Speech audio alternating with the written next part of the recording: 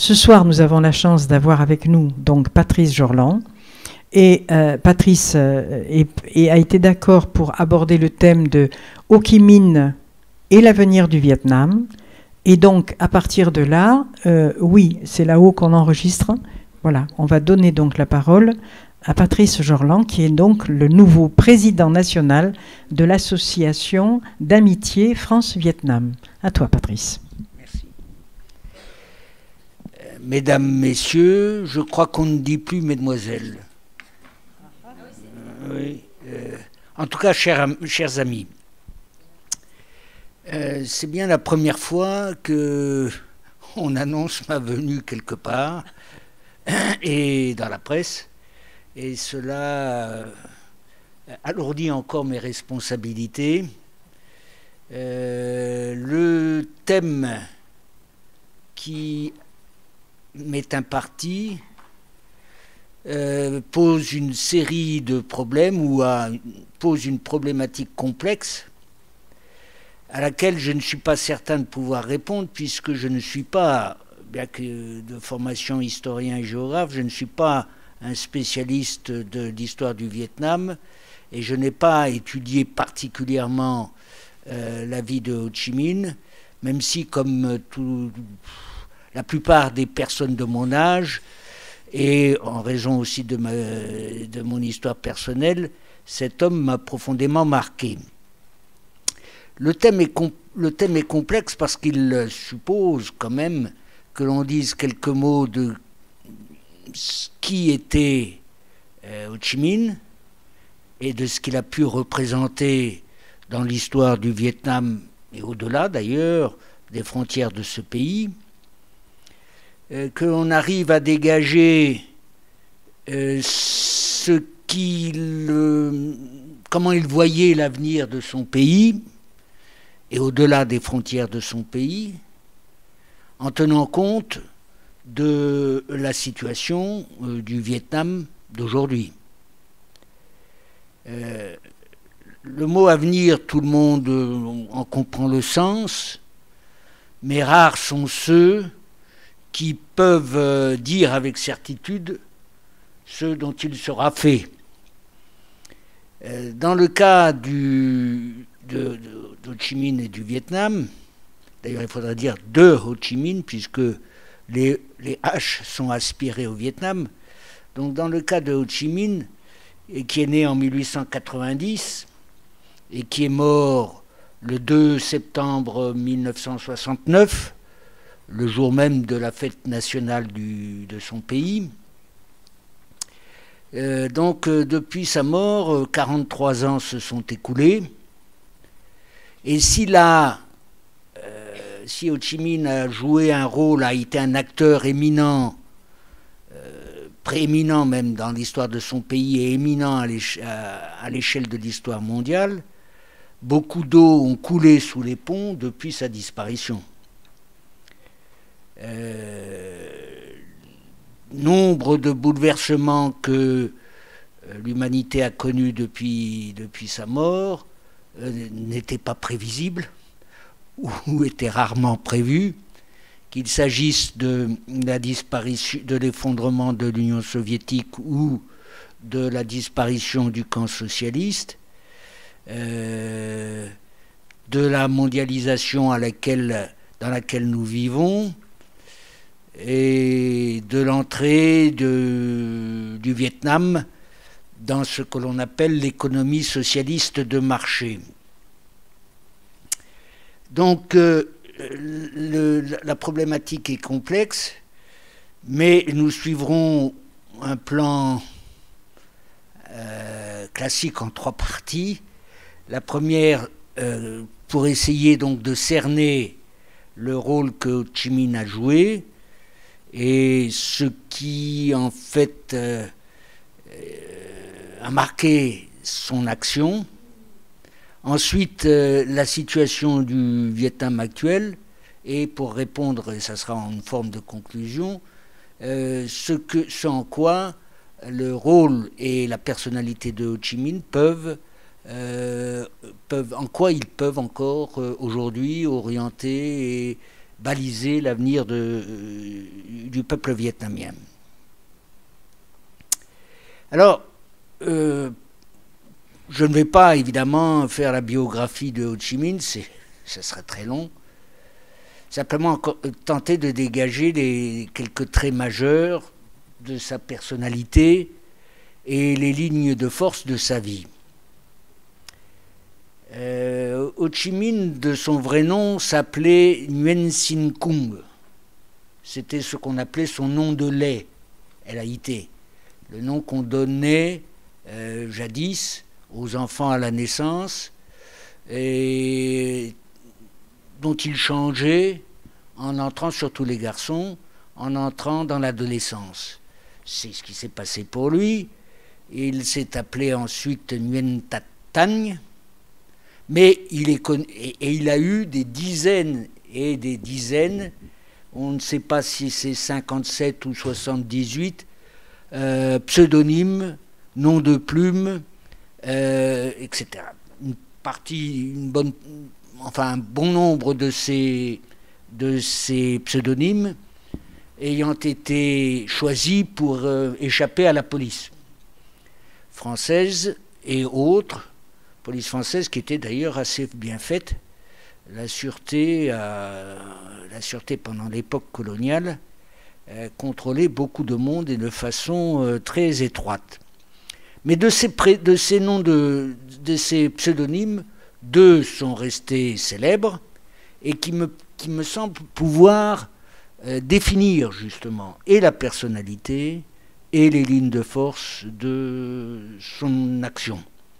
Le premier, c'est celui de Nguyen Ai Quoc, qu'il utilisait lorsqu'il était en France et qu'il a utilisé pendant l'essentiel de son activité de révolutionnaire professionnel.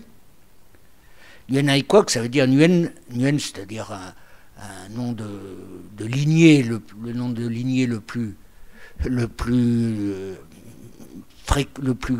commun au Vietnam, et Ai Quoc, ça veut dire le patriote, celui qui aime le pays, son pays. Ai Quoc. Donc, on peut dire que ce qui l'a animé, d'abord et avant tout, c'était la volonté de contribuer à la libération de son pays, à l'indépendance et au développement social de son peuple.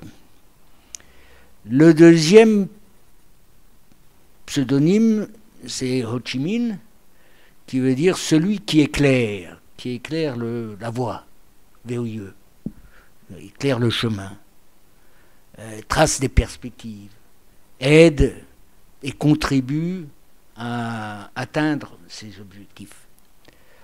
C'est d'ailleurs l'idée de lumière, enfin, pas de phare, parce que ce serait trop prétentieux, mais la nécessité d'éclairer le chemin, cette notion se retrouve dans beaucoup de pays d'Asie orientale qui ont été confrontés, comme vous le savez, justement à l'arrivée des puissances occidentales. Par exemple, ce qu'on appelle la révolution ou la refondation de Meiji. Meiji, au Japon, ça veut dire aussi l'ère des Lumières, mais pas les Lumières au sens de la philosophie du XVIIIe siècle en France et en Occident, mais celui de justement éclairer la perspective, donner une perspective. Donc on va partir de là, de ces 2 pseudonymes. Ho Chi Minh est né dans le Nghệ An, qui est une province au sud du nord, où le territoire s'amincit considérablement et où les conditions de vie sont particulièrement rudes. La terre est pauvre, le vent qu'on appelle du Laos souffle souvent, et c'est uniquement par un travail... une accumulation de travail humain que la population arrive à survivre. Les habitants ayant la réputation d'être particulièrement tenaces, voire têtus. De là le surnom de buffle du Nghệ An, pour désigner les habitants de cette province. Il est né dans une famille de... On peut visiter... Alors, ce n'était pas la maison où il est né, mais la maison où il s'est installé avec ses parents lorsque son père a passé l'un des concours les plus... pas le plus élevé, mais un des concours les plus honorables des mandarins, dans l'échelle des concours mandarinaux.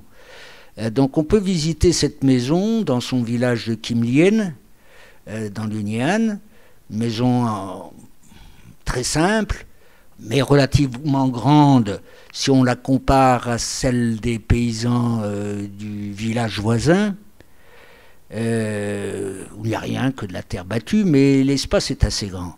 Donc son père était un mandarin, ou a passé le concours mandarinaux, ce qui ne veut pas dire qu'il était fortuné, d'une part parce que, avant de réussir, il a dû étudier des années et des années, et en quelque sorte survivre, lui et ses enfants, grâce au travail de l'épouse, et ensuite parce que, une fois diplômé, une fois admis dans les rangs mandarinaux,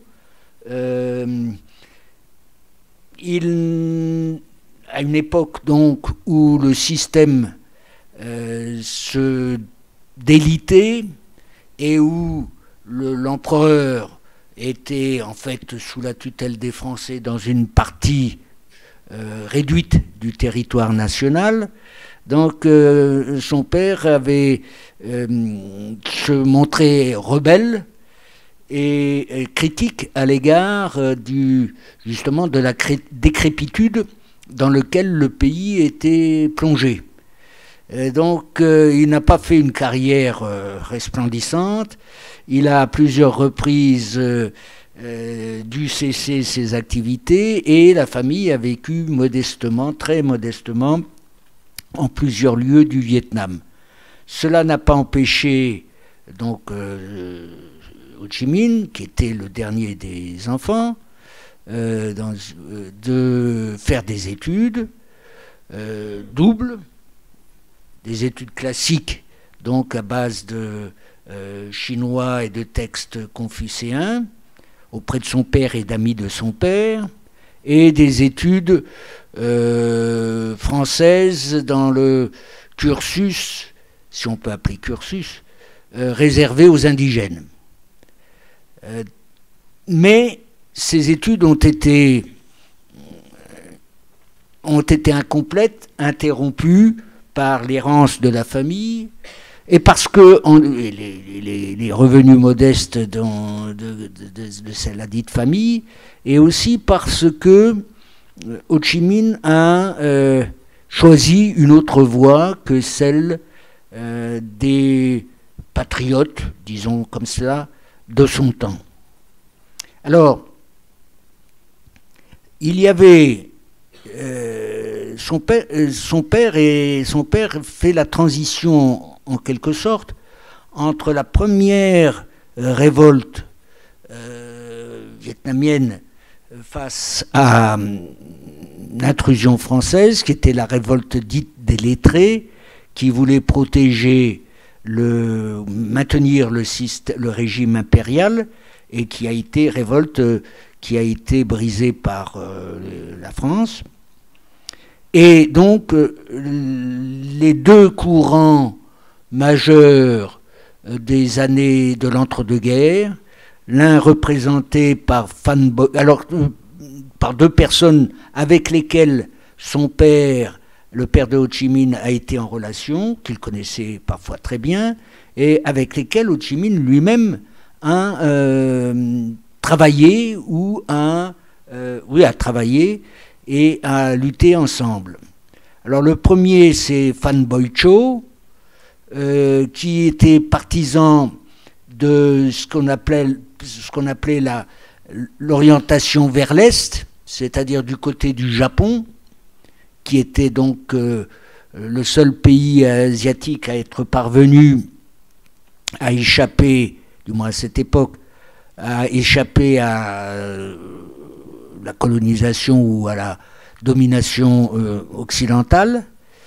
Et le deuxième, c'est Fan Chu-Chin, qui lui estimait qu'il fallait s'inspirer de ce qu'il y avait de nouveau, de moderne, de plus avancé sur le plan scientifique et technique, en particulier dans les modes d'éducation du côté occidental, et qui estimait qu'il serait possible de convaincre la France, le colonisateur français, comme il l'avait annoncé, de faire évoluer le pays et d'accorder à son peuple les droits qui étaient reconnus en France au peuple français. Alors chacune de ces tendances qui d'ailleurs n'étaient pas en hostilité l'une avec l'autre, mais qui donnaient deux orientations différentes. Chacune de ces tendances peut être considérée par tous les Vietnamiens, par le gouvernement actuel aussi bien entendu, comme patriotique. Mais chacune de ces tendances présentait des faiblesses. La première faiblesse étant le fait que ces deux dirigeants ont été, pour une bonne partie de leur existence, contraints à s'exiler, l'un au Japon et l'autre en France, et qu'ils n'étaient pas en mesure, compte tenu de l'époque de leur formation, des réalités du Vietnam et de la colonisation française, n'étaient pas en mesure d'organiser quelque mouvement que ce soit, créer quelque organisation que ce soit dans l'ensemble du pays. Ils animaient en fait des réseaux, on peut dire ça comme ça, des réseaux de patriotes, souvent de jeunes éduqués, mais sans parvenir, sans chercher même d'ailleurs à se doter de ce qu'on peut appeler une organisation. Alors Ho Chi Minh justement a suivi une autre voie. Il est parti en juin 1911 sur un paquebot modeste comme aide cuistot, l'amiral Latouche-Tréville, ce qui l'a conduit à sillonner, et puis ensuite sur d'autres bâtiments, ce qui le conduira donc à naviguer et à découvrir des continents entiers. Il est allé en Afrique, au Moyen-Orient, aux États-Unis, en Amérique latine, et en Angleterre, où il a été un moment... il a travaillé avec le célèbre chef Escoffier dans un des palaces de Londres, et en définitive en France, où il s'est installé vers la fin de la Première Guerre mondiale. Il était arrivé la première fois en 1911, puisque Marseille était le port d'attache du paquebot sur lequel il avait embarqué. Et donc, il a vécu, en fait, il a choisi, enfin, il a cherché, comme il l'a écrit à plusieurs reprises, et comme nombre de personnes qui l'ont connu à cette époque ont pu témoigner par la suite, il est parti pour chercher la voie de l'indépendance, du salut national, comme il le disait à l'époque. Et pour ce faire, il fallait essayer de comprendre ce qui faisait la force de l'Occident. Pas seulement sur le plan militaire, mais d'abord et avant tout sur les plans de l'organisation politique et administrative, des formes et et du contenu de l'éducation, du système enfin, on ne parlait pas encore de services publics, mais de ce qui pouvait être à l'époque des services publics. Donc, de comprendre ce qui faisait la puissance de l'Occident et ce qui assurait ses victoires. Quête d'ailleurs qu'on retrouve dans chez les autres peuples d'Asie orientale qui étaient confrontés exactement au même problème. La différence, c'est que par exemple dans le cas du Japon, les autorités ont envoyé des cohortes de jeunes hommes pour explorer, acquérir, se former en Occident, et ils ont invité à prix d'or des techniciens, des spécialistes dans tous les domaines d'Occident pour former des formateurs sur place. Alors la différence, c'est que c'est par son expérience personnelle même que Ho Chi Minh a en quelque sorte acquis ou pu acquérir comprendre quels pouvaient être les éléments constitutifs de cette puissance. De plus,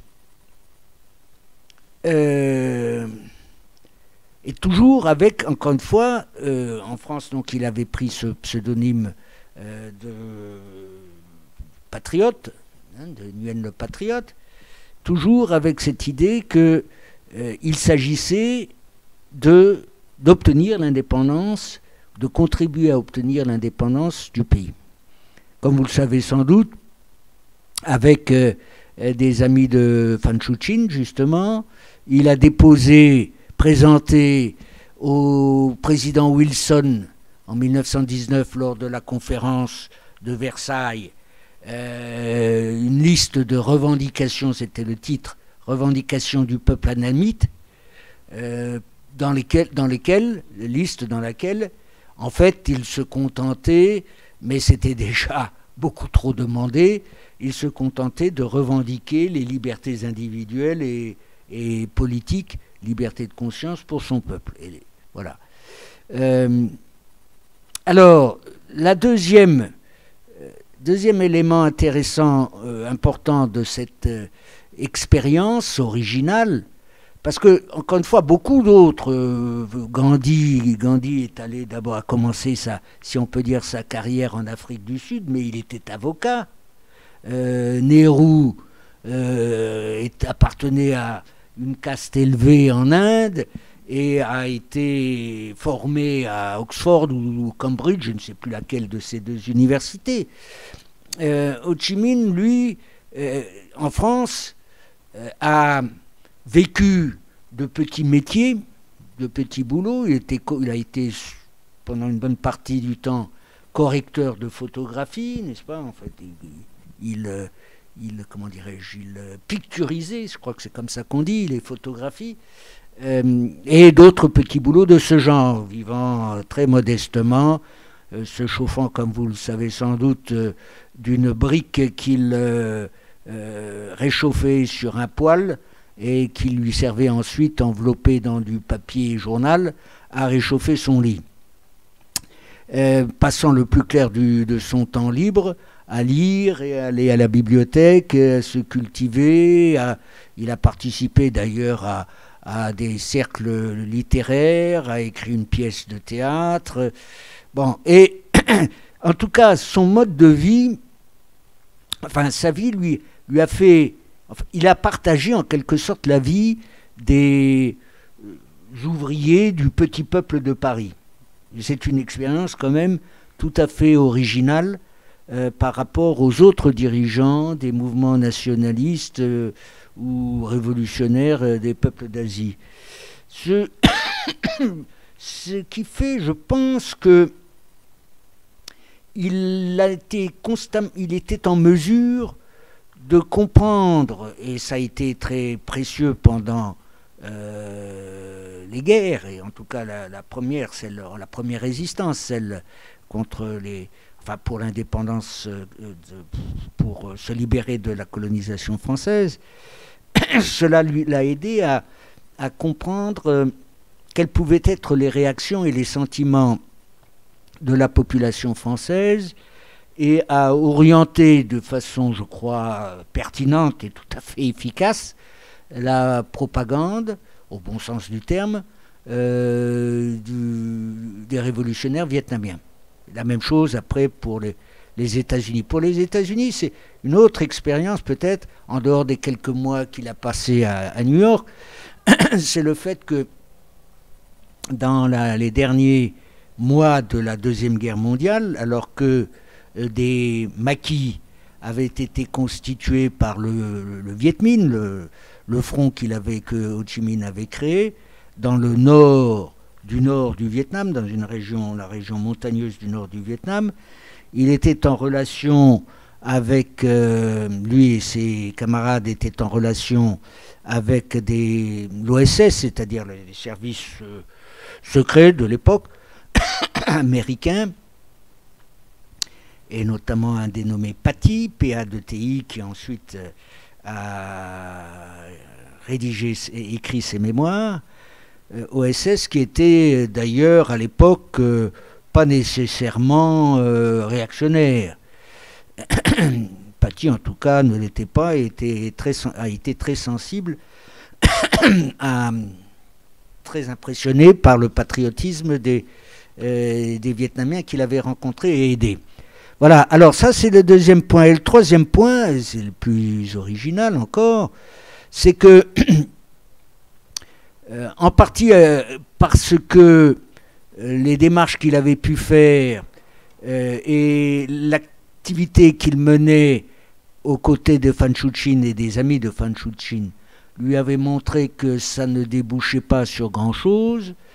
Il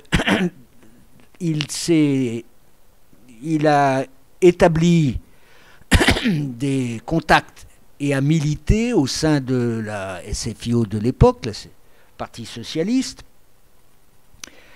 et qu'il a commencé à étudier, si l'on peut dire, ou à se familiariser avec le marxisme, et a été très sensible aux thèses défendues par Lénine en 1919-1920, et notamment à la 8e condition qui était posée par l'internationale communiste pour poser au Parti socialiste existant à l'époque, pour rejoindre l'internationale communiste. La 8e condition était de mener une lutte résolue contre le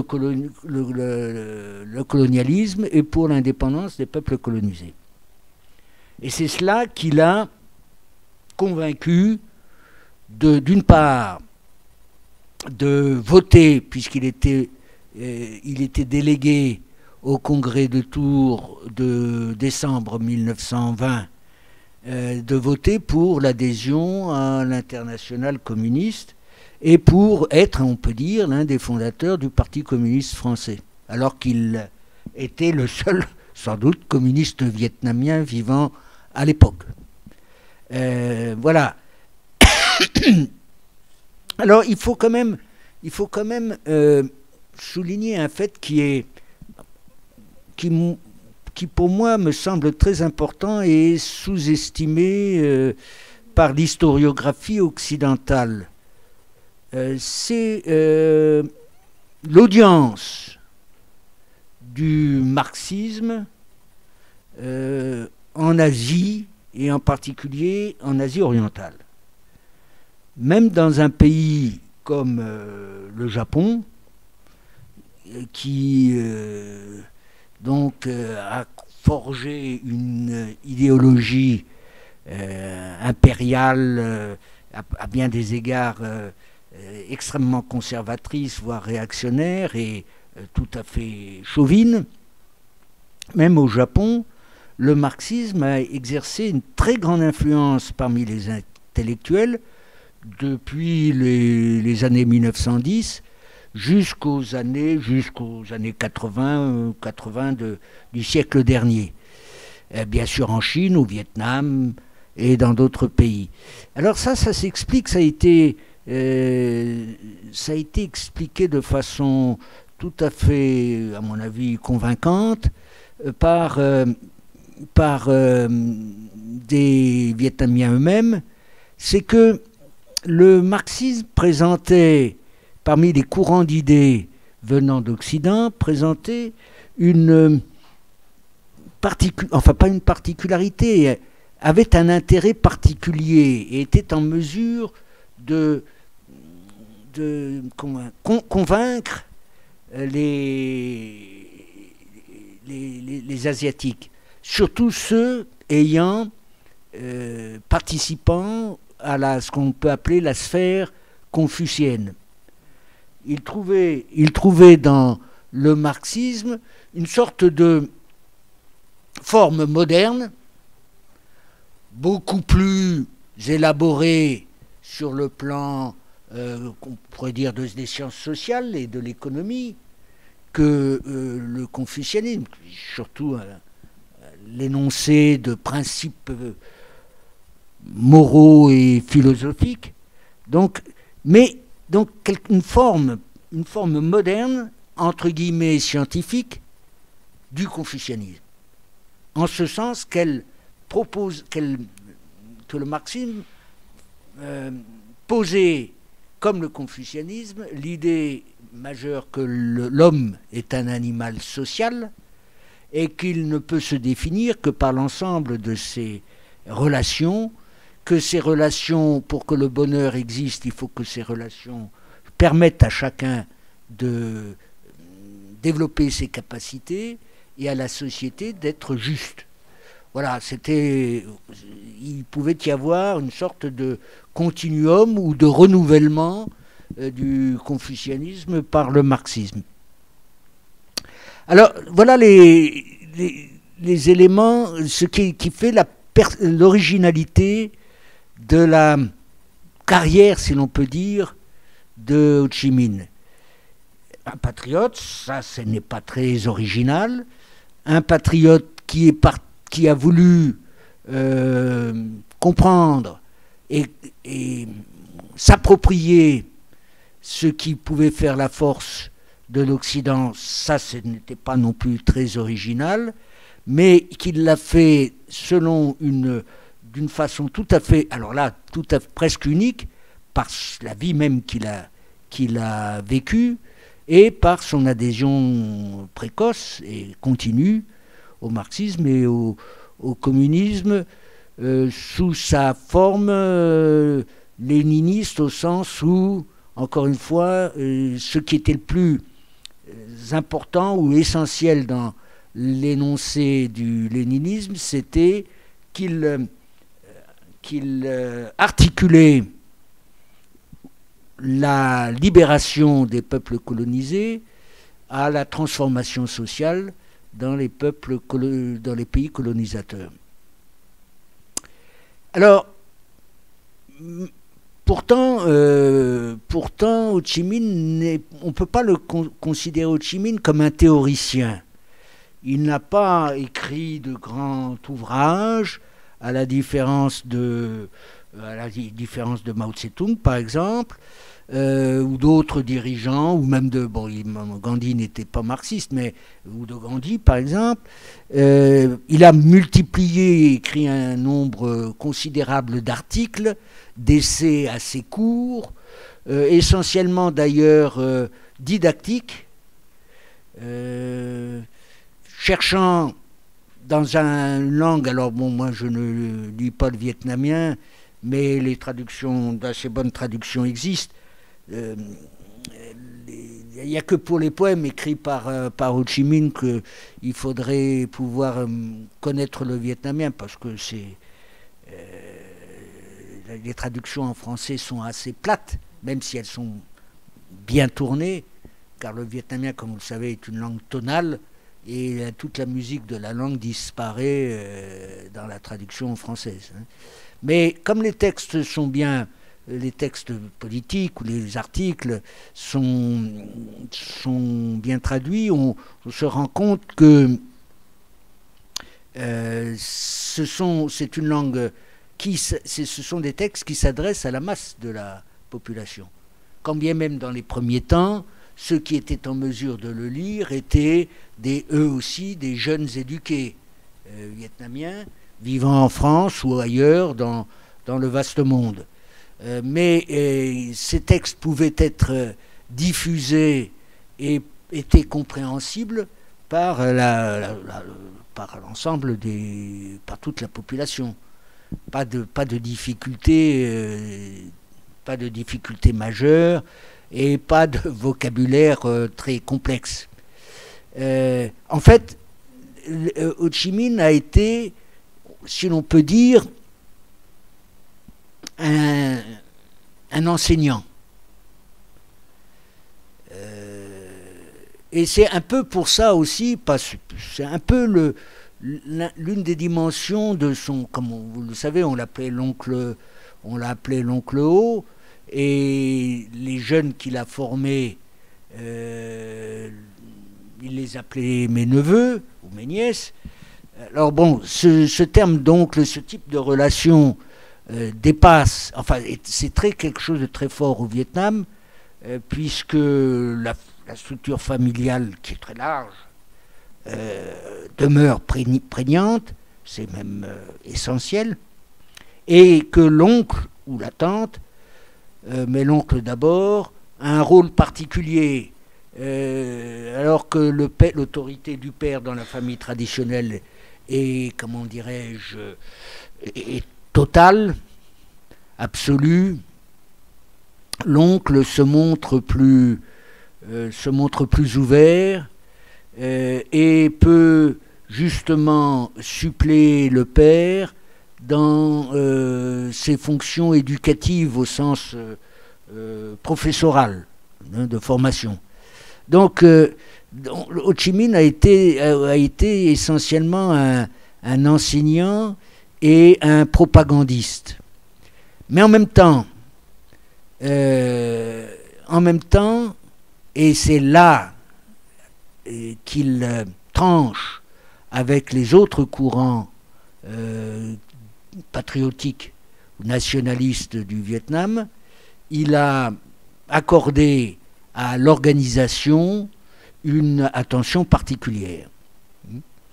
À partir de 1925, date à laquelle il a été envoyé. Alors après, il a quitté la France en 1923 et a travaillé, est allé à Moscou, travaillé à l'international communiste, et aussi bon.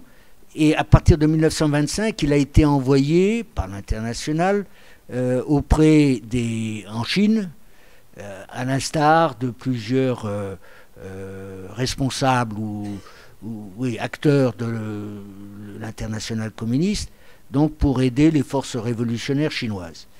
Et c'est là qu'il est entré en relation avec de jeunes Vietnamiens qui donc tournaient autour ou étaient dans le voisinage idéologique de Phan Boi Cho, et c'est à partir de là qu'il a organisé de façon méthodique la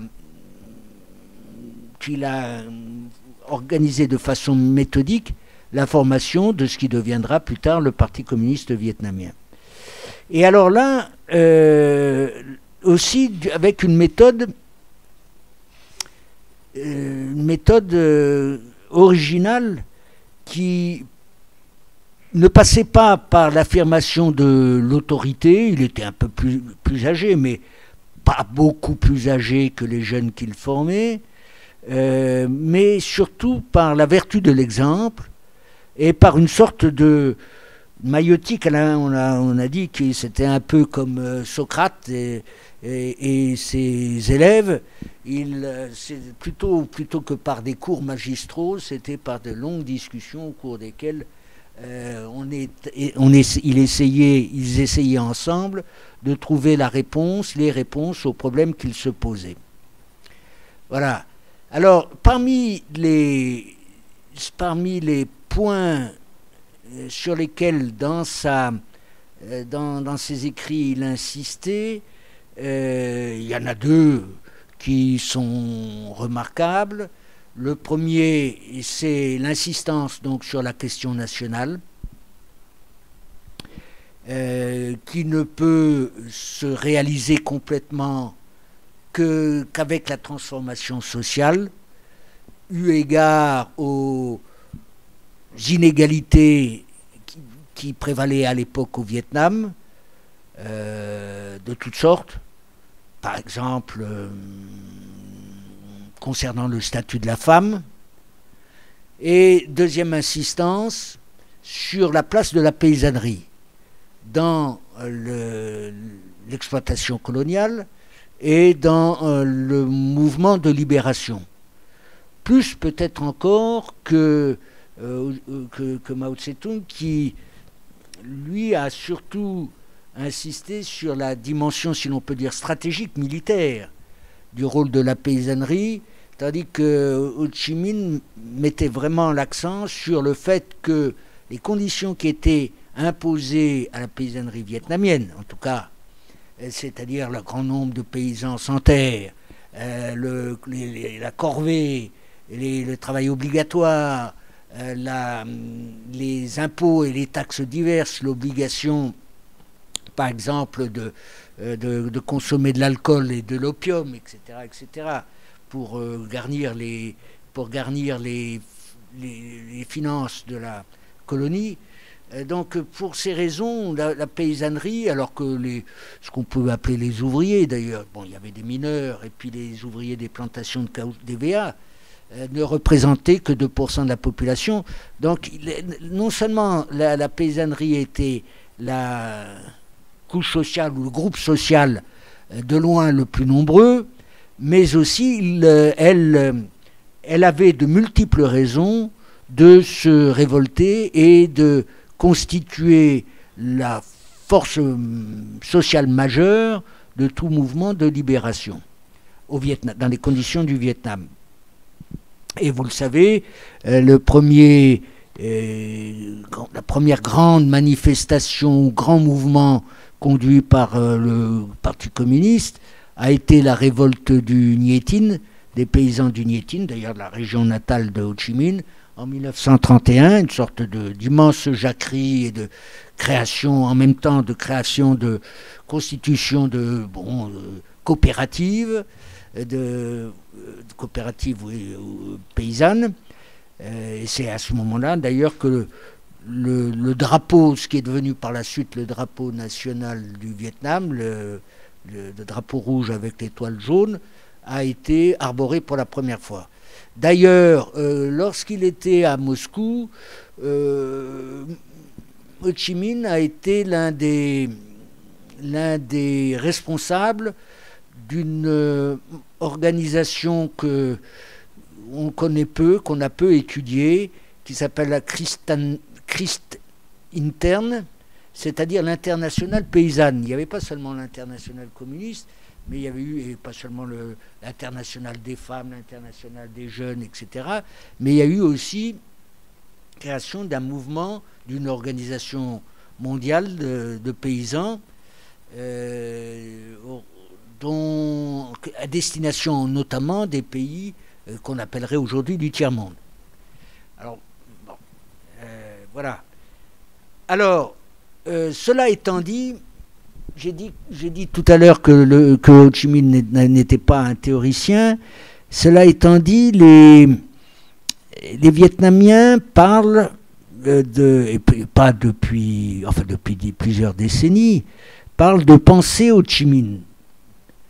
J'utilise cette expression qui ne veut pas dire qu'il y a alors d'ailleurs, je ne sais pas comment on pourrait tourner ça, qu'il y a l'équivalent pour le Vietnam du maoïsme ou du léninisme ou des choses de ce genre, mais simplement, et plutôt l'idée que, sans, encore une fois, avoir rédigé d'ouvrages théoriques, ni même d'ouvrages très longs, il se dégage de ses publications et de son action, de ses discours, un certain nombre d'idées, de principes, une façon de voir les choses qui est originale et qui mériterait d'être approfondie. Alors, bon, on ne va pas en parler là parce que ce serait trop long, mais par exemple, il y a un livre consacré à la pensée Ho Chi Minh dans le domaine militaire, qui est évidemment beaucoup moins théorique et approfondi au premier abord que les écrits militaires de Mao Tse-tung, ou que ceux qu'ont pu rédiger dans d'autres pays des dirigeants révolutionnaires, mais qui n'est pas sans intérêt. En tout cas, qui a abouti à la constitution, à la création de l'armée populaire vietnamienne. Alors, ça c'est Ho Chi Minh. Ce qui, me semble-t-il, peut être considéré comme original, particulier et, à bien des aspects, attachant dans la personnalité de cet homme. Y compris son élégance physique. Quand il était jeune, on a pu dire, quand il était à Paris, qu'il ressemblait un peu à Chaplin, au personnage de Chaplin. Non pas parce qu'il était maladroit, il était, semble-t-il, très timide à cette époque, mais parce qu'il avait cette sorte de distinction, qu'on retrouve chez Chaplin, distinction dans la pauvreté, voilà. Alors donc, maintenant, nous sommes en 2012, si je ne me trompe. Ah oui, oui. Alors, pardon, avant cela, à partir de 1960, Ho Chi Minh, donc j'entre dans la deuxième partie, c'est-à-dire où nous en sommes, où en est le Vietnam aujourd'hui. Mais il faut quand même indiquer qu'à partir de 1960, Ho Chi Minh ne joue plus un rôle dirigeant au sein du Parti communiste vietnamien, qui s'appelle d'ailleurs à cette époque Parti du Travail, des Partis du Travail. D'ailleurs, il n'a jamais exercé à l'intérieur ou sur les organisations qu'il avait créées l'autorité qu'ont pu exercer d'autres dirigeants sur d'autres organisations dans d'autres pays. Ho Chi Minh a su justement faire surgir, former ses neveux et s'entourer et s'appuyer sur eux. Comme par exemple, évidemment, on cite toujours le général Giap ou bien Pham Van Dong, ce sont les plus célèbres de ses neveux, il y en a d'autres, et il a fait triompher un style de direction qui, là aussi, tranche avec ce qui a pu exister ailleurs, à d'autres moments, dans d'autres pays. C'est-à-dire, ce n'est pas une direction personnelle, direction collective, et il a été, semble-t-il, à plusieurs reprises, non pas mis en minorité, mais n'était pas... des décisions, des actions ont été conduites avec lesquelles il ne partageait pas totalement, comme par exemple les modalités de la réforme agraire en 1960, dont il n'appréciait pas la brutalité et sur laquelle d'ailleurs il a fallu revenir, enfin sur les brutalités sur lesquelles il a fallu revenir très vite. Mais à partir de 1960, pour des raisons qui tiennent à son âge, à son état de santé, son rôle, tout en étant éminent, consiste essentiellement est triple. C'est celui de l'oncle Ho, c'est-à-dire, justement, encore une fois, pour l'ensemble en tout cas pour le nord du pays, pour la République démocratique du Vietnam, en quelque sorte, un modèle de vie et de comportement. Et deuxièmement, c'est le président de la République, et donc vis-à-vis au regard de l'étranger, si important dans le contexte de la guerre, là c'est la deuxième guerre, la guerre américaine, très important donc comme symbole ou comme représentant du Vietnam.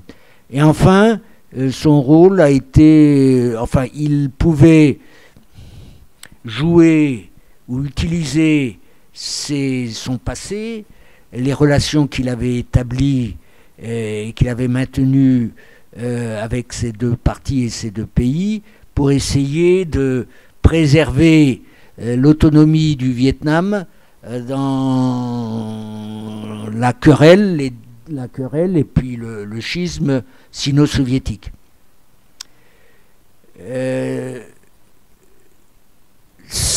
Donc, qu'est-ce qu'on peut dire sur son apport personnel? C'est lui, sans aucun doute, qui a su préparer, alors avec tous ses camarades, mais qui a su préparer et saisir ce qu'on appelle le moment chance, le moment favorable. On a traduit ça par le moment favorable, mais le mot vietnamien, ça veut dire le moment chance, pour déclencher ce qu'on appelait la révolution d'août 1945, c'est-à-dire un grand soulèvement populaire qui a balayé l'ensemble du Vietnam et qui a pris de vitesse les puissances alliées qui n'avaient pas prévu ça et qui avaient prévu par contre le désarmement des troupes japonaises qui occupaient le Vietnam, comme vous le savez, par les Chinois au nord et par les Britanniques au sud, pour créer un état de fait, c'est-à-dire l'indépendance et la proclamation de l'indépendance du Vietnam le 2 septembre 1945 sur la place Ba Dinh à Hanoï. Donc c'est ce qu'on peut appeler la prise d'initiative historique, à partir de laquelle il est devenu impossible, malgré les guerres, etc., il est devenu impossible de revenir sur la proclamation de l'indépendance et sur le fait que cette proclamation avait été que cette indépendance avait été proclamée par le Viet Minh. Donc il a pris l'initiative historique, ou le Viet Minh a pris l'initiative historique et ne l'a plus lâchée par la suite. Alors voilà. Et alors aujourd'hui, le Vietnam est indépendant, réunifié et souverain. Donc l'objectif premier de la lutte de Ho Chi Minh a été atteint. Les tâches auxquelles le pays est confronté sont celles du développement économique et social durable, pour laquelle Ho Chi Minh n'avait pas donné d'orientation ni de directive particulière. Ce que l'on peut dire rapidement, c'est que le Vietnam cherche à s'inspire, disons comme ça, de ce qu'on peut appeler le modèle de l'État développeur, tel qu'il a été suivi dans les autres pays d'Asie orientale, que j'ai cité tout à l'heure, le Japon, puis il y a la Corée du Sud, Taïwan, Singapour, etc., dans une large mesure la Chine, avec cependant une série de handicaps que ces autres pays n'avaient pas et n'ont pas rencontrés. Je crois qu'on ne peut pas réfléchir sur le développement du Vietnam sans tenir compte du fait que le Vietnam a connu 50 ans de guerre. Pas seulement les guerres d'indépendance, mais il y a eu la guerre, il y a eu la Deuxième Guerre mondiale au Vietnam. Et elle s'est terminée par une famine qui a fait 2 millions de morts. Et puis elle ne s'est pas terminée, la guerre, en 1975, avec la réunification du pays. Il y a eu, comme vous le savez, les incursions du régime pol-potiste, la réaction du Vietnam, et pendant une quinzaine d'années, l'embargo qui a frappé le pays. Mais en dehors de cela, il a été impossible de construire une économie, quels que soient d'ailleurs les principes capitalistes ou socialistes ou mixtes. Il a été impossible d'organiser une économie pendant toutes ces années-là. Pendant la guerre américaine, l'économie du Sud a été complètement soutenue, supportée, déformée par l'aide américaine. Et au Nord, le Nord a tenu grâce à l'aide procurée par la Chine, l'Union soviétique et les autres pays. C'était pas des économies autonomes et structurées. Donc, et d'autre part, toutes les autres économies, par contre, les autres économies asiatiques, là pour la Chine c'est différent, mais les autres économies asiatiques ont toutes profité de la guerre froide et des guerres qui ont été menées dans cette région du monde.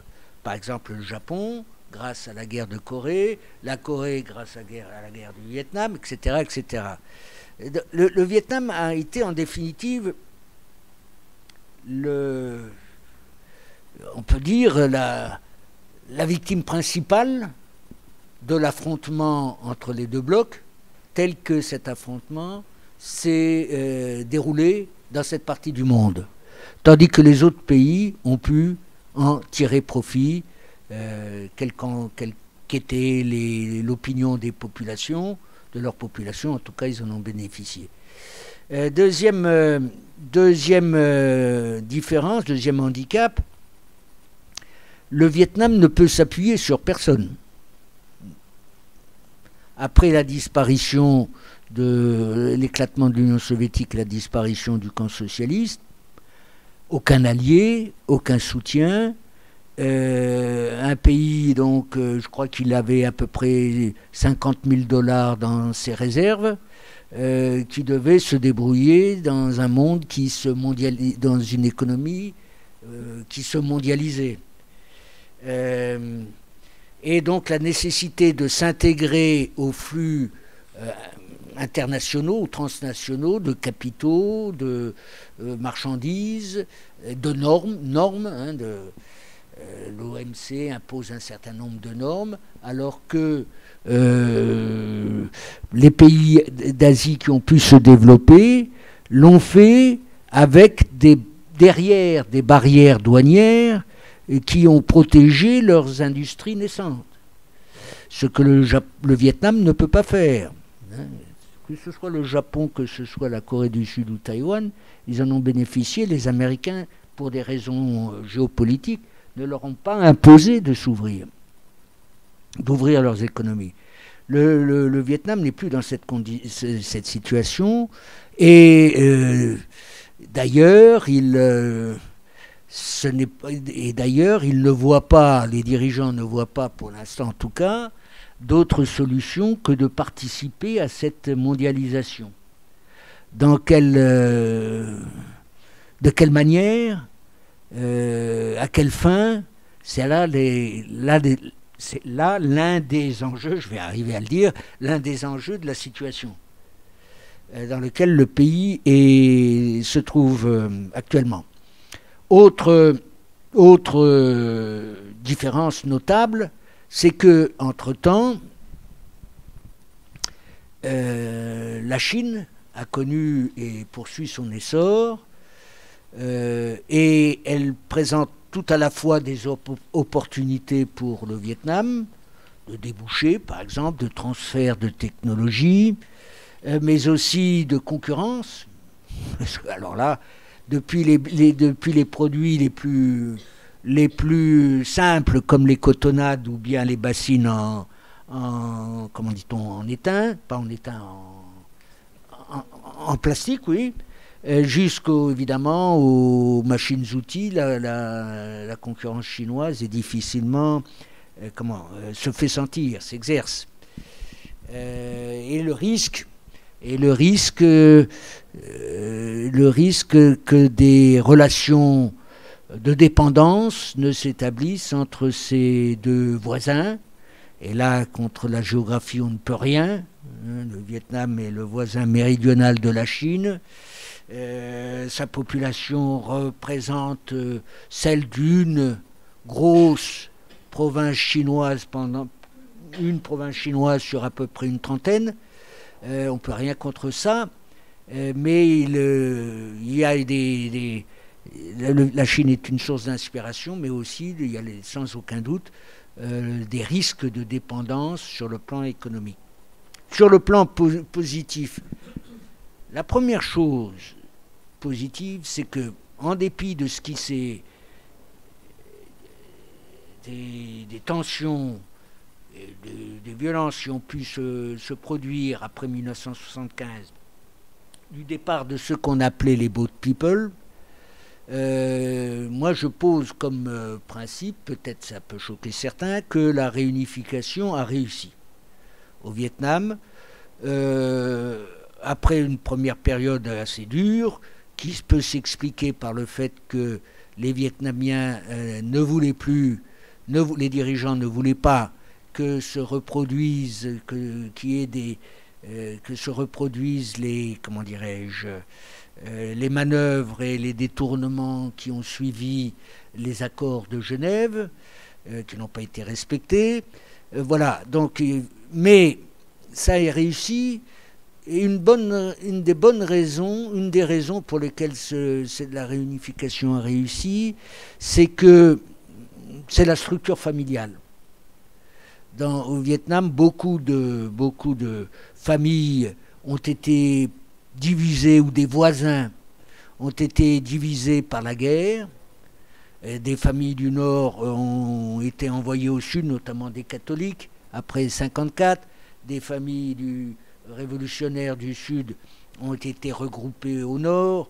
C'est le cas, par exemple, de ma belle famille, qui ont laissé des membres au Sud. Certains des membres du Sud qui vivaient au Sud ont été contraints par la force ou pour toutes sortes d'autres raisons à entrer dans l'armée ou les forces sudistes. Et on peut trouver des milliers, des dizaines de milliers d'exemples.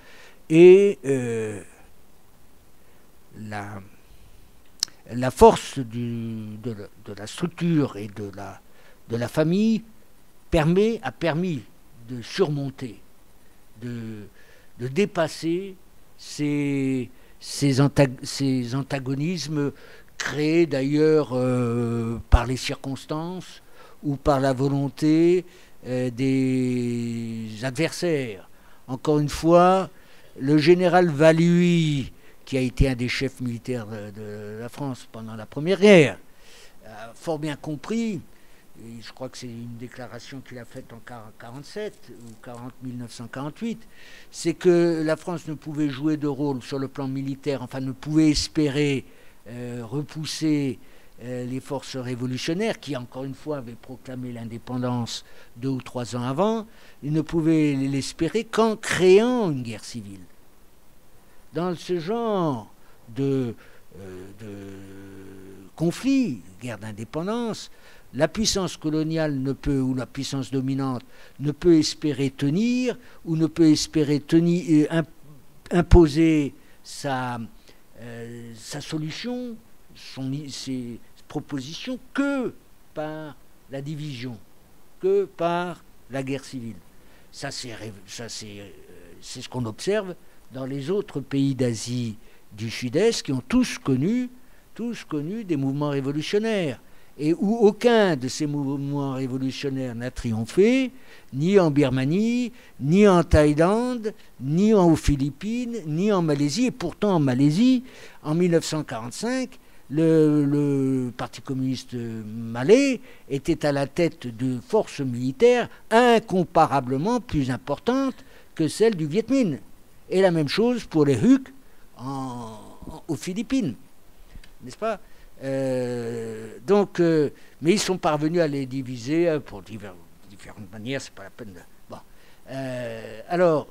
Donc, malgré tout, toutes les divisions, il y en avait qui préexistaient, mais toutes les divisions qui ont été exacerbées par les guerres, la réunification s'est faite et les prétendus clivages existants entre le nord et le sud, ou entre le nord, d'ailleurs on oublie le centre, et quand on parle du sud, on ne parle que de Ho Chi Minh Ville et on oublie les campagnes. Bon, ces prétendues différences, enfin qui existent mais qui ne sont pas considérables, ont été dépassées. Ça c'est un point. Et aussi, le pays... Moi, je suis arrivé au Vietnam, en fait, je suis né au Vietnam, mais pendant quand même plusieurs dizaines d'années, je n'y ai pas remis les pieds. Quand j'y ai remis le pied en septembre 1983, j'ai été, comment dirais-je, je suis arrivé par avion depuis Bangkok, je me suis posé un problème lorsque l'avion a commencé à descendre. J'avais l'impression d'être sur la Lune. Il y avait des trous partout. Les cratères de bombes. Encore, en 1983, la guerre s'était terminée en 1975. Par alignement. Là, c'était dans le nord du Vietnam. Par alignement. N'est-ce pas? Et l'état de santé, l'état alimentaire de la population était vraiment... ça vous prenait à la gorge. Tellement il était précaire. Bon, aujourd'hui, le Vietnam enfin cette année, pour des raisons un peu exceptionnelles, mais il est passé du 2e au 1er rang des pays exportateurs de riz. Il est le 1er exportateur de café, 1er exportateur de noix de cajou. Vous me direz, on n'en mange pas des tonnes, mais enfin, bon... du poivre, des cultures industrielles comme le caoutchouc, enfin les VA, etc., etc. Et donc le Vietnam arrive est autosuffisant sur le plan alimentaire, exportateur. Ce sont comment dirais-je, on n'insiste pas assez, me semble-t-il, sur la réussite de l'agriculture vietnamienne, et encore une fois, c'est une agriculture vivrière. Qui répond, et la population est incomparablement mieux nourrie qu'avant, bien qu'il y ait encore des régions et de la pauvreté. Donc développement agricole, développement industriel également. Alors là, comment dirais-je, l'industrialisation du Vietnam se déroule encore, se réalise encore dans le cadre, en partie au moins, dans le cadre de filières productives mises en place par des firmes transnationales, japonaises, sud-coréennes, américaines ou autres. Mais des raccourcis sont possibles. Moi, j'étais donc conseiller culturel, scientifique, coopération technique, comme on disait à l'époque. Et il y avait un programme d'informatique qu'animait un de nos amis, Alain Tessonnière, et on a donné quelques ordinateurs en dehors de ce programme informatique. Je me souviens avoir donné le premier, semble-t-il, premier micro-ordinateur à l'université de Hanoï. Mais évidemment, maintenant, les micro-ordinateurs, les portables, au Vietnam comme ailleurs, les nouvelles technologies d'information et de la communication se sont répandues. Là, les jeunes s'y complaisent très facilement, bien plus que moi d'ailleurs, et ça constitue un raccourci par rapport à l'expérience qu'ont suivi les autres pays d'Asie dans les premières étapes de leur développement.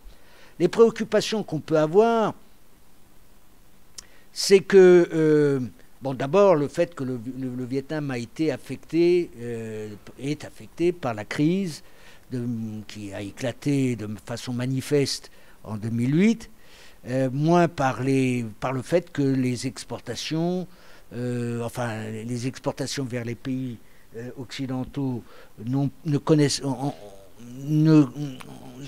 rythme de croissance s'est ralenti et cela pose des problèmes en termes de balance des paiements.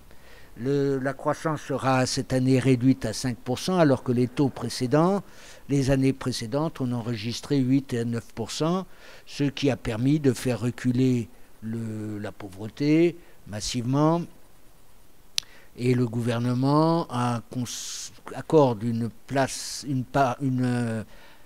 importance particulière à l'aménagement du territoire et essayer de limiter, alors que c'est quasiment inévitable dans un processus de développement, les inégalités territoriales entre les zones qui, pour diverses raisons, notamment de communication, sont les premières modernisées, celles qui donc connaissent la croissance la plus rapide, tandis que les zones rurales ou les moins richement dotées tendent à être abandonnées. Alors là, ils essaient de corriger cela. Cela étant, il est indéniable que une différenciation sociale se produit au Vietnam, que la société évolue et qu'il y a à ce propos certaines inquiétudes qui se manifestent. Alors pour conclure, justement, voilà, ça c'est en quelques mots, très rapide, ce qu'on peut dire du Vietnam actuel.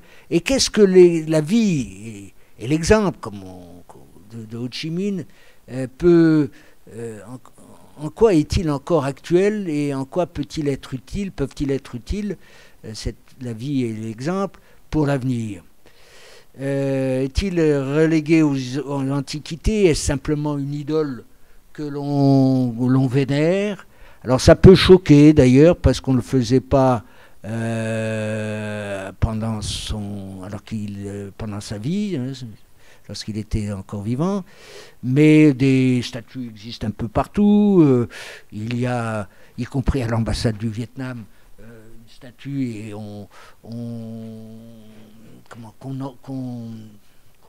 dit-on, décore de fleurs, un peu comme un hôtel à UTEL. Mais ça, en définitive, en y réfléchissant, c'est pas tout à fait... On risque de mal interpréter, de commettre une erreur d'interprétation à un faux sens. C'est pas un culte de la personnalité. D'abord, il est mort. Et deuxièmement, ce que l'on dit de lui, c'est ce qu'il était dans la vie quotidienne, c'est-à-dire vivant l'exemple que l'on donne de lui. C'est celui d'un homme modeste, vivant de façon spartiate. Et bon, alors ce qu'on gomme complètement, c'est sa vie privée, apparemment. Mais ça ne correspond pas à la réalité, évidemment. Il n'aurait jamais eu de liaison amoureuse, il se serait entièrement consacré à la cause révolutionnaire, etc., etc. Alors qu'il était plutôt beau garçon, charmant, et qu'il y a au Vietnam, même comme pour les hommes d'âge mûr, il y a cette expression qu'on peut être un oncle mange-nièce. Donc, alors laissons ça de côté, simplement il ne faut jamais en parler au Vietnam, ça c'est évoquer la moindre possibilité. Bon. Voilà, à côté du barrage de Hoa Binh, le grand barrage construit dans le nord du Vietnam, ils ont érigé assez récemment une grande statue de Ho Chi Minh, pas particulièrement belle, mais pas particulièrement laide. Alors j'y suis allé monumental, quoi. Bon, au sommet d'une colline. Je m'y suis retrouvé un jour avec ma belle famille et j'étais assez surpris de les voir s'incliner devant et faire des actes, des gestes qui sont en Occident ceux d'une prière ou quelque chose comme ça. Mais moi je pense que ça c'est... c'est-à-dire qu'aujourd'hui, Ho Chi Minh est devenu ou tente à devenir comme Chan Hung Dao, par exemple. C'est-à-dire Chan Hung Dao, c'est le général qui a un prince d'ailleurs, le général qui a repoussé à 3 reprises les Mongols au XIIIe siècle, au XIIe siècle, pardon, et qui a notamment au XIIIe siècle, pardon, et qui a remporté notamment la fameuse bataille de la rivière Bac Dang, qui est, alors, il y a des rues de Chan Hung Dao partout, dans toutes les villes du Vietnam, mais qui est une sorte de génie tutélaire. Il y a des sortes de sanctuaires un peu partout au Vietnam. Alors, on ne le considère pas comme un dieu, mais c'est quelqu'un qui est un exemple, une référence, et quelqu'un qui a, comme les ancêtres, n'est-ce pas, quelqu'un qui protège, ceux qui vivent. Alors, pour pouvoir dire en quoi Ho Chi Minh peut inspirer le Vietnam actuel et peut inspirer l'avenir du Vietnam, il faut, à mon avis, et c'est pour ça que je ne peux pas dire grand-chose, il faut changer de parallaxe. C'est-à-dire il ne faut pas juger depuis la France ou juger depuis les critères de la science politique, par exemple, classique. Il faut essayer de se mettre à la place des Vietnamiens de se mettre à la place.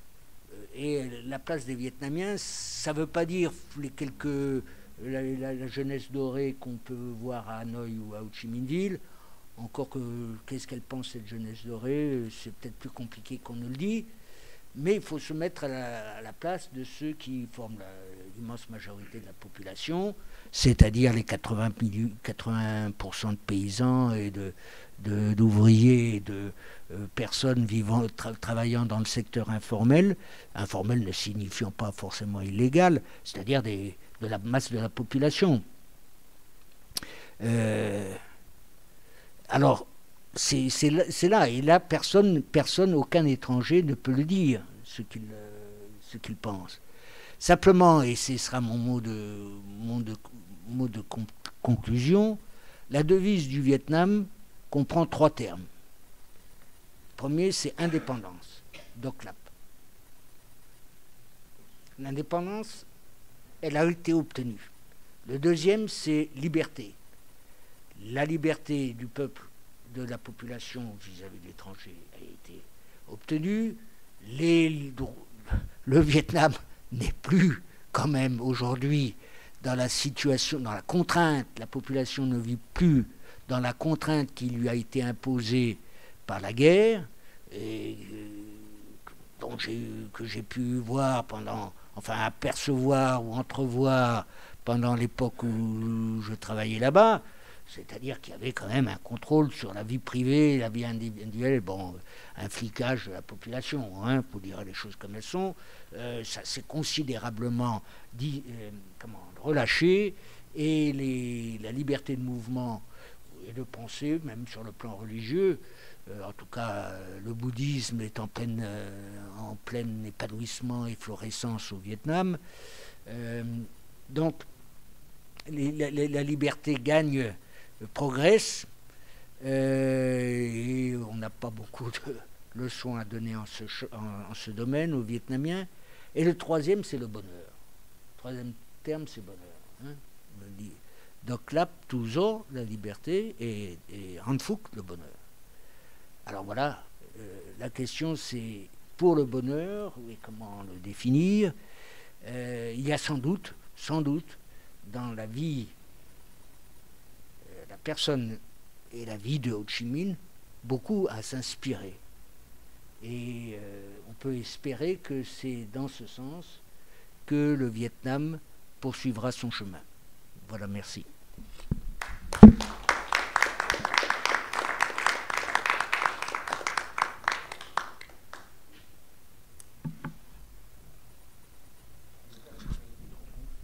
Eh bien, écoutez, je crois que pour un homme qui ne connaissait pas, disait-il, la vie de Kim Min, nous en avons découvert plusieurs facettes tout à fait intéressantes, passionnantes, et le propos est pour nous important, pour notre comité varois, pour la réflexion des hommes et des femmes présents ce soir. Moi, je tiens à remercier vraiment Patrice Jorland parce que c'est une ouverture d'esprit, c'est une connaissance intime et fine des enjeux réels du Vietnam d'hier et d'aujourd'hui. Et c'était ce que nous voulions, Patrice. Nous voulions connaître justement l'influence du président ou de l'oncle Ho sur le Vietnam d'aujourd'hui, son chemin. L'histoire des guerres, nous la connaissons mieux finalement que ce qui vient d'être rapporté, c'est-à-dire l'originalité y compris de l'apport d'Ho Chi Minh. Et ça, c'est quelque chose que nous ne connaissions pas avant cette conférence de ce soir. Et donc, oui, c'est comme ça les choses. Connaître, apprendre les uns les autres et s'enrichir, voilà. Et donc, c'était ce que nous voulions. Bon, tous ceux qui sont là, je crois, en ont bien profité. Nous allons continuer à en faire profiter d'autres parce que nous avons pris des notes et nous ferons circuler toutes ces informations, le contenu, bien sûr, de cette conférence, d'une part à nos adhérents, mais aussi aux progressistes varois, aux hommes et aux femmes très divers, intellectuels, salariés, enseignants, agriculteurs. Voilà, de manière à prolonger ce moment de rencontre avec notre président national. Et finalement, on découvre là, avec cette conférence, le fait que, oui, le séjour au Vietnam, au Japon, fait qu'il y a une maîtrise d'informations qui nous sont données ce soir et qui nous ont tout à fait intéressés. Avant toute chose, bien sûr, et avant de nous séparer, y aurait-il dans cette salle des questions, une opinion, proposition qui n'aurait pas, qui devra effectivement s'exprimer si telle est la situation. Donc voilà, non, pas de proposition, pas de... Ah voilà, oui, oui, toi, Dédé. Ah oui, c'est vrai, moi aussi, oui. Oui, oui, oui. On a une bonne quinzaine de gens qui ont pris le temps de nous écrire, de nous envoyer des mails, de nous téléphoner. C'est vrai, voilà, on va le faire, oui, oui. Mais c'est vrai que ça fait au moins une quinzaine de personnes qui se sont manifestées par mail, par téléphone, et c'est vrai que c'est dommage de ne pas l'avoir dit tout à l'heure. Voilà, bon, on a réparé l'oubli. Oui, je t'en prie, Louis. Voilà. Donc un de plus. Très bien. Oui, oui. Louis, oui, oui, oui.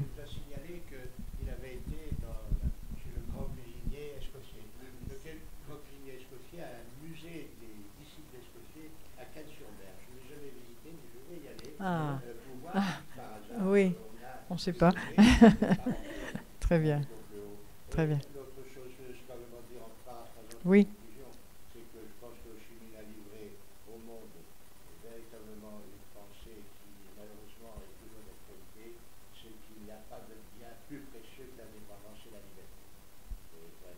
Très juste. Absolument. Oui, oui, oui, oui. Oui, oui. Et l'exemple de sa vie y compris, même si nous ne connaissions pas tout, nous savions qu'il avait, par les vertus y compris de son comportement, de cette pauvreté qu'il assumait avec beaucoup de dignité, de hauteur de vue, qui fait que l'exemple y compris de l'oncle Ho sur le Vietnam et sur ceux qui l'ont approché, fait qu'on approchait justement une certaine façon d'être digne et heureux pour son peuple. Et l'oncle Ho, c'était ça aussi. On rappelle de lui aussi le temps de vie dans les grottes, hein, où il était démuni de tout, et où il assumait effectivement sa force de penser à travers ses poésies, mais à travers aussi ses articles et ses contacts. Et ceux qui l'ont approché, je pense à Théo Ronco notamment, qui en parlait avec beaucoup de respect et c'était lumineux du point de vue de sa vie, la trace de cette vie humble et en même temps d'un grand intellectuel, parce que il est devenu un grand intellectuel, l'oncle O. Voilà. Tout en n'ayant pas, mais j'ai appris ça aujourd'hui, tout en n'ayant pas de diplôme, c'est ça? Vous parlez le vietnamien, bien sûr, le français, l'anglais, le russe, le chinois, Voilà. quelques langues de minorité nationale. Voilà. C'est pas mal, hein? C'est pas mal du tout, oui. Oui, oui, tout à fait. Alors Gérard, oui?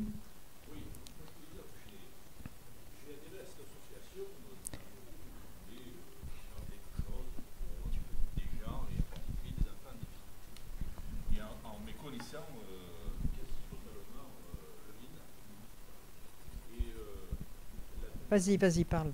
La dernière assemblée que nous avions eue avec la présentation d'une exposition, les films, bon, m'ont déjà appris un certain nombre de choses. Donc, et aujourd'hui, à nouveau, quelque chose de plus qui, petit à petit, m'attache à aller plus loin vers ce peuple-là. Voilà. Donc, je crois que c'est tout l'intérêt de ces conférences-là. Apprendre à connaître ce pays avec sa complexité. Parce que je crois qu'effectivement, il est très important de ne pas regarder ce peuple comme d'autres avec notre prisme de français d'aujourd'hui, quoi. Hein? Voilà ce que je voulais. Bien, en remerciant les trois intervenants, n'est-ce pas?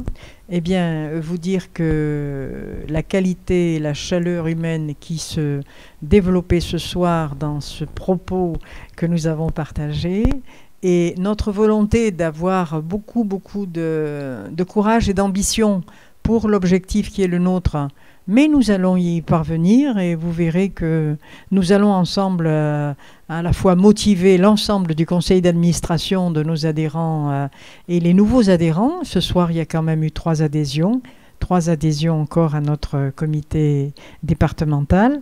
Eh bien, nous allons, avec beaucoup de ténacité, je crois, engager le problème de la souscription pour notre troupeau de vaches, hein, et nous allons prendre contact, y compris là-bas, à travers Madame Hoy, avec nos amis qui sont en contact là-bas, et trouver le lieu où ce troupeau de vaches, ça nous stimulera d'ailleurs beaucoup, savoir si quelle province, quel village, quelle famille seront concernés, et nous-mêmes nous motiver au point d'arriver dans le semestre qui vient, à avoir quelque chose de très concret dans ce domaine-là, de manière à ne pas regretter de ne pas faire ce que nous pouvons faire. Et nous devons faire. Nous avons ce devoir de solidarité avec le peuple vietnamien et avec les victimes de l'agent orange. Voilà, nous sommes déterminés et je sais que nous arriverons au bout. Moi, j'ai confiance. Alors, bonne soirée et à bientôt. Oui, Louis. Oui.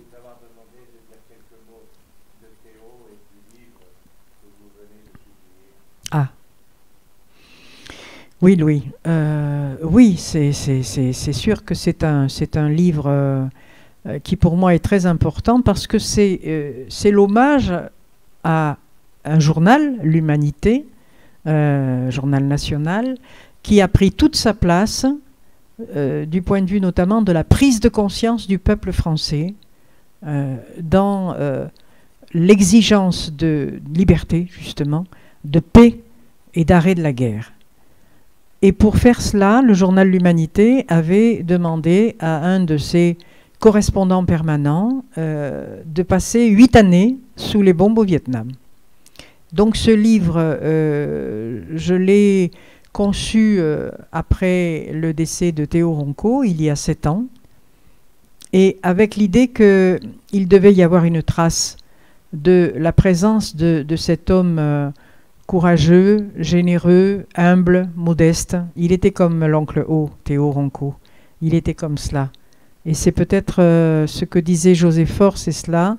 C'est peut-être la seule critique qu'on pouvait faire à cet homme.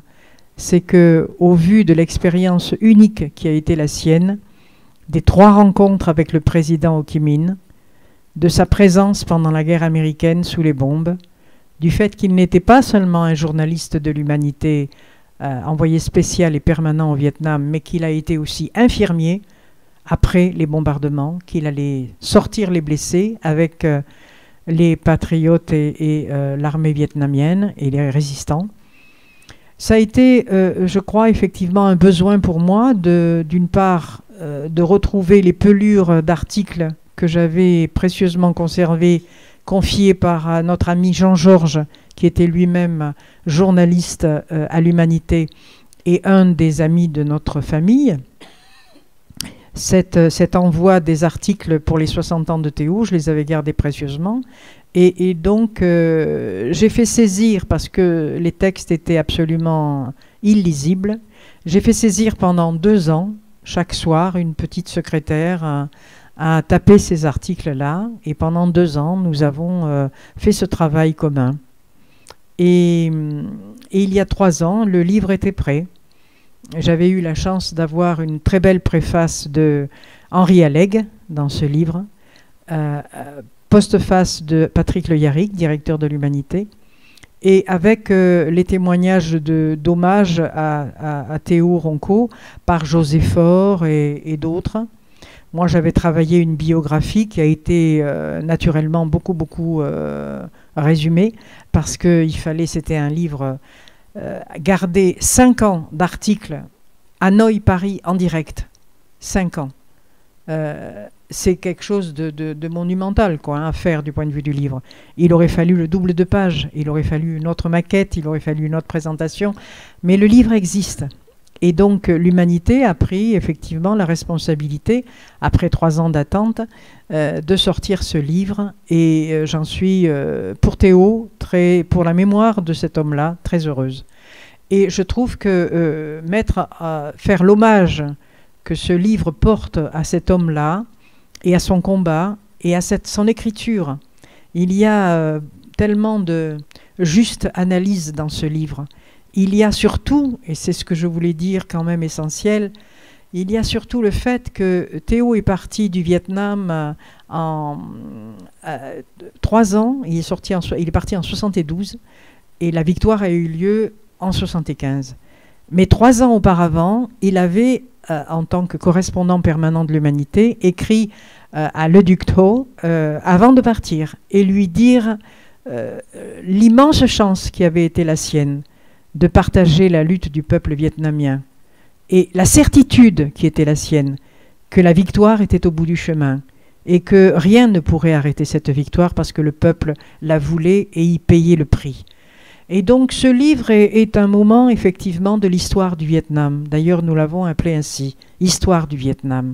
La guerre américaine avec ses atrocités, ses souffrances. Comment Théo, qui était un être très sensible, a pu vivre cela pendant 8 ans. Ça explique la maladie mentale qu'il a pris longtemps après, et surtout le cancer qui était en vérité un cancer de la dioxine parce qu'il a été sur les zones où il y avait les épandages, et donc il a pris tout cela. Donc je voulais dire que c'est un moment de connaissance, c'est un moment d'histoire, c'est un moment de vérité, parce que lorsque Théo écrivait notamment comment il venait de voir le cratère dont parlait tout à l'heure Patrice, le cratère qui remplaçait l'école qui avait été là la veille avec ses institutrices, avec ses 35 enfants, et comment cela était innommable, complètement innommable. Dans ce livre, on redécouvre, y compris la façon dont Théo Ronco a entendu les survivants des massacres de certains villages au napalm, comment on a tué tous les villageois, comment un enfant, une jeune fille ont pu dire ce qui s'était passé. Et donc, oui, on est avec une lecture difficile, une lecture dure, mais une lecture de vérité sur la guerre américaine au Vietnam.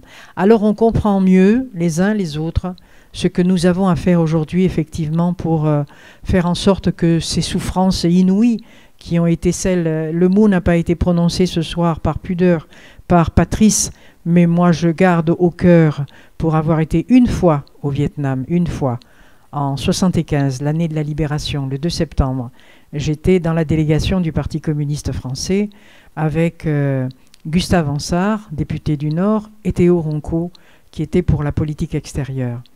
Et franchement, de voir à quel point on avait martyrisé ce pays, tout petit pays, sur lequel la guerre américaine a adressé sur ce tout petit territoire plus de bombes que toutes les bombes réunies qui ont touché l'Europe de la Deuxième Guerre mondiale.